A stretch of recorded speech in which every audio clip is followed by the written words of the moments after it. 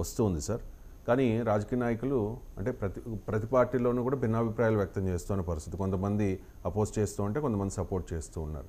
కానీ హరీష్ రావు మొదటి నుంచి కూడా అపోజ్ చేస్తూ ఉన్నారు సార్. హరీష్ రావు కామెంట్స్ మీద రేవంత్ కూడా రియాక్ట్ అయ్యారు. మీరు అంటే ఒకసారి వాస్తవంగా ఎంత కబ్జాకు గురైంది, ఏది ఎఫ్టీఎల్ లెవెల్కి దాటి ఆ పరిధిలో బిల్డింగ్స్ కట్టారు, ఏవి అక్రమ కట్టడాలు, ఇవన్నీ కూడా నిర్ధారించుకోండి. దానికి సంబంధించి ఒక కమిటీ ఏదో వేస్తాం, దానికి మిమ్మల్ని అధ్యక్షుడిగానో చైర్మన్గానో మిమ్మల్ని పెడతాము అని చెప్పిన పరిస్థితి. హరీష్ రావుని అంటే హరీష్ రావుకి ఈ ఆఫర్ ఇస్తూ ఉన్నారు రేవంత్ రెడ్డి. ఇది చాలా ఆసక్తికరమైంది కదా. ఎందుకంటే హైడ్రా ఆపరేషన్లో హరీష్ రావు ముందే మాట్లాడారు, వాస్తవానికి వ్యతిరేకించారు. ఇది నాటకం, హైడ్రామా ఇట్లాంటివన్నీ అయ్యాయి.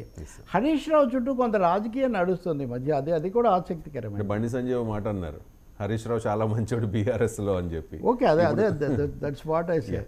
రేవంత్ రెడ్డి హరీష్ రావు కేటీఆర్కు వైరుధ్యము, హరీష్ రావుకు కేసీఆర్కు వైరుధ్యం ఆయన ఎప్పుడూ మాట్లాడుతుంటారు శాసనసభలో కూడా పదే.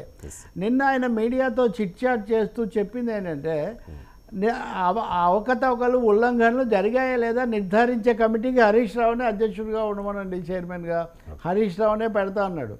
ఇంకొక ఆయన ఉన్నాడు ప్రకాష్ అని, ఆయన కూడా జలవనరులకు సంబంధించిన నిపుణుడు కదా, ప్రకాష్ బీఆర్ఎస్. ఆయన అయితే హరీష్ రావును బీఆర్ఎస్ అధ్యక్షుని చేయాలని ప్రతిపాదించాడు. ఒక ఛానల్లో ఎక్కడో ప్రతిపాదించిందని డక్కన్ క్రానికల్ పెద్ద వార్తగా రాస్తే నిర్ధారించుకొని మరీ రాసింది, అవును కేసీఆర్ గారికి వయసు చాలా రోజులు అయింది అని హరీష్ రావును అధ్యక్షుని చేయాలని నేను ప్రతిపాదించాను, నేను ఉద్దేశపూర్వకంగానే ప్రతిపాదించాను, కావాలి అని ఆయన దాన్ని నొక్కి చెప్పాడు. మీరు చెప్పినట్టుగా దేవుడా ఈ స్నేహితుల నుంచి నన్ను రక్షించు అని బండి సంజయ్ వచ్చి హరీష్ రావు చాలా మంచివాడు హరీష్ రావు అని చెప్తున్నాడు. సో హరీష్ రావు చుట్టూ ఇది 10 ఏళ్ల కిందట హరీష్ రావు వర్సెస్ కేటీఆర్ ఇట్లా చర్చ ఎక్కువ జరిగేది.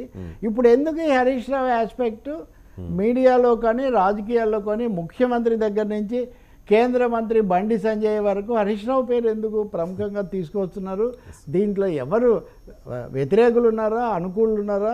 నిజంగా పెద్ద ఆసక్తికరమైన ఒక అంశం కాబోతుంది తెలంగాణ రాజకీయాల్లో ఇది. కవిత ఇప్పుడు బయటకు వచ్చారు, సో కేసీఆర్ కుటుంబం పూర్తిగా బయటే ఉంది. సో ఇప్పుడు వాళ్ళ ప్లీనం కూడా ఏదో వేస్తున్నారని కూడా నేను వింటున్నాను. సో బీఆర్ఎస్ రాజకీయాల్లో ఆసక్తికరమైన మలుపులు, గతంలో మనం చూసిన కొన్ని కుదుపులు మళ్ళీ వస్తాయా అనే ఒక సందేహం కలుగుతుంది.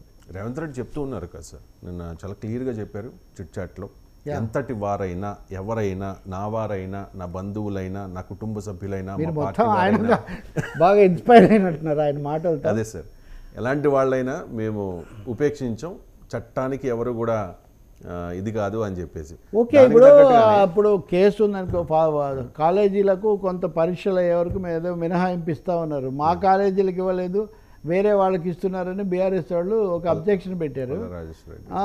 రాజేశ్వర రెడ్డే కాదు, ఇంకొక ఆయన కూడా ఉన్నాడు, రాజశేఖర్. ఇప్పుడు నేను చెప్పబోయింది ఏంటంటే, ఇందులో ఒక ఆసక్తికరమైనది, రేవంత్ రెడ్డి సోదరుడు తిరుమల రెడ్డి కూడా నోటీస్ ఇచ్చారు. అదే సార్, తిరుపతి రెడ్డి రేవంత్ రెడ్డి సోదరుడు తిరుపతి రెడ్డికి కూడా నోటీస్ ఇవ్వడం ద్వారా హైడ్రాకి ఏమి రాజకీయాలు లేవు, ఎవరినైనా మేము ఉపేక్షించమనే ఒక మెసేజ్ ఇవ్వడానికి, సంకేతం ఇవ్వడానికి ప్రభుత్వం ప్రయత్నిస్తుంది. మంచిదే అది.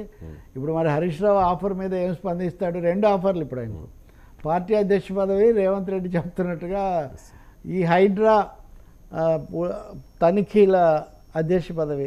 చూద్దాం ఇవన్నీ ఎందుకు వస్తున్నాయి, వీటి వెనక రాజకీయాలు ఏంటి, హైడ్రా ఎన్నెన్ని మలుపులు తిరుగుతుంది. రంగనాథ్ అయితే, కమిషనర్ రంగనాథ్ అయితే నో కాంప్రమైజ్, మేము ఇలాగే ముందుకు వెళ్ళిపోతామని ఆయన చెప్తున్నారు. సో చూడాలి. క్లియర్ ఇన్స్ట్రక్షన్స్ ఉన్నాయి, తగ్గద్దు అని చెప్పి రేవంత్ రెడ్డి నుంచి, అంతే కదా సార్? ఉండొచ్చు, ఉన్న అధికారి కూడా ఫోర్త్ రైట్గా ఉండేవాడు, గట్టిగా నిలబడే వ్యక్తులు కాకపోతే ఏవో కోర్టులో ఉత్తర్వులను అవనో ఇవనో జాప్యాలు కూడా జరుగుతుంటాయి. ఇక్కడ కొంచెం బుల్డోజ్ చేయడం అనేది గట్టిగానే ఉంది కదా, అది. Right sir, thank you so much sir, చాలా అంశాలకు సంబంధించి డీటెయిల్డ్గా అనలైజ్ చేసినందుకు. ఇది ఇవాల్టి ఫ్రాంక్లీ విత్ తెలకపల్లి. మరో అంశంతో మళ్ళీ కలుద్దాం, చూస్తూనే ఉండండి.